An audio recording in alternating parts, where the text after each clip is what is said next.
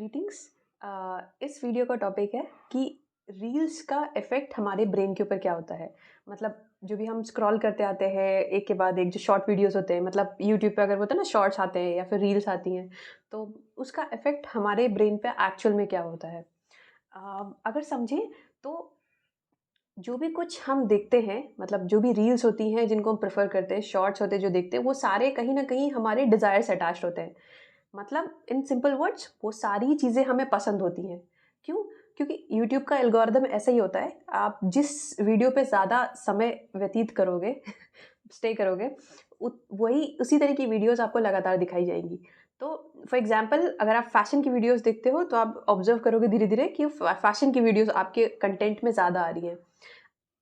इसका एक live demo क्या है, आप चाहो तो किसी भी अपने घर में किसी का भी फ़ोन उठा लो, अपने पेरेंट्स का, भाई का, बहन का, जिसका भी आपके पास अवेलेबल है उसका उठाओ और वहाँ पे रील स्क्रॉल करना स्टार्ट करो। आपको मज़ा ही नहीं आएगा, आप देख ही नहीं पाओगे। आप काफ़ी मतलब आपको लगेगा ये कैसा फ़ीड है, क्या फ़ीड है ये। तो इन शॉर्ट हम जो भी शॉर्ट्स में देखते हैं या रील्स में देखते हैं वो कहीं न कहीं हमारे डिज़ायर्स में होता है, मतलब हमें पसंद होता है इन शॉर्ट। ओके। यानी कि उसका इम्पोर्टेंस कहीं न कहीं हमारी लाइफ में होता है। अब होता क्या है, मान लीजिए फॉर एग्ज़ाम्पल अगर आपको मैं मतलब इस समय हम अगर एक लाइव डेमो करके देखें, तो अगर आपको जो भी आपके टॉप 10 डिज़ायर्स हैं, अगर उनको आप लगातार एक साथ बोलने की कोशिश करो।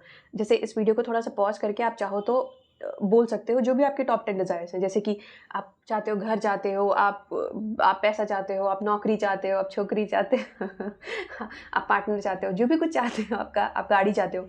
इस तरह से लगातार बोलना शुरू करो आप। घर, गाड़ी, पैसा, छोकरी, नौकरी जो भी कुछ है। आप जैसे ही बोलना स्टार्ट करोगे, आप देखोगे आपका माइंड एकदम सीधे अगर मान लो डायरेक्शन में चल रहा होगा, तो ऐसे-ऐसे कन्फ्यूज़ हो जाएगा, गोल-गोल घूमने लगेगा। हो क्या रहा है, अगर आप माइंड को एक क्योंकि माइंड बंद होता है, तो मतलब एक अंधेरे कमरे की तरह अगर आप समझ रहे हैं, अंधेरे गोल कमरे की तरह, तो आप देखोगे कि ये इमेजेस धीरे-धीरे मतलब घर की, गाड़ी की, ये वो जो भी आपने बोला अभी, वो आपके माइंड में धीरे-धीरे बन रही हैं, इस तरह से इमेजेस।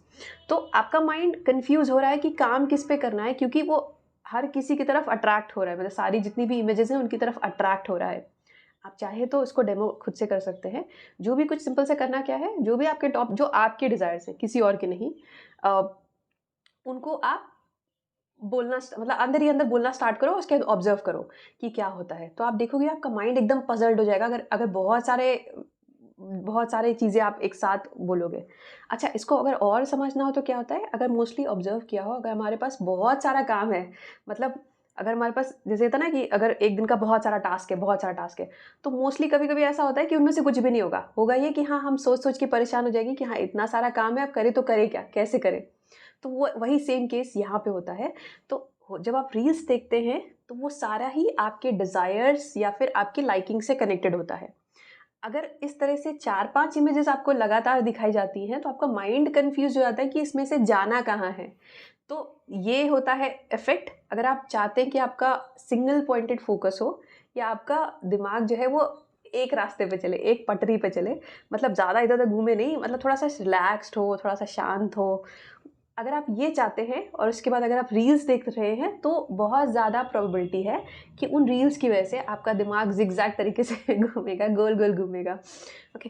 एंड जस्ट मैंने कोई पॉइंट अगर नहीं टच किया हो तो हाँ, एक और चीज़ है, अगर इसको आप और ज़्यादा क्लियरली ऑब्ज़र्व करना चाहते हैं, तो जब भी आप सुबह उठते हैं, अगर आपको रात में नींद अच्छी आई है, ऐसा नहीं कि मतलब आपको किसी प्रॉब्लम में आप थे जिसकी वजह से आपको अच्छी नींद नहीं आ रही थी। अगर आपको नींद अच्छी आई है, तो अगले सुबह उठ के आप सुबह-सुबह जब आपका मन एकदम शांत हो, आप रील्स स्क्रॉल करना स्टार्ट कर दो। आप देखेंगे कि आपका दिमाग ऑलरेडी अगर एकदम शांत जा रहा होगा सीधे डायरेक्शन में, तो एकदम से गोल-गोल घूमना शुरू कर देगा। अगर आपको समझ में नहीं आएगा कि करना क्या है, मतलब आपका दिमाग पज़ल्ड हो जाएगा।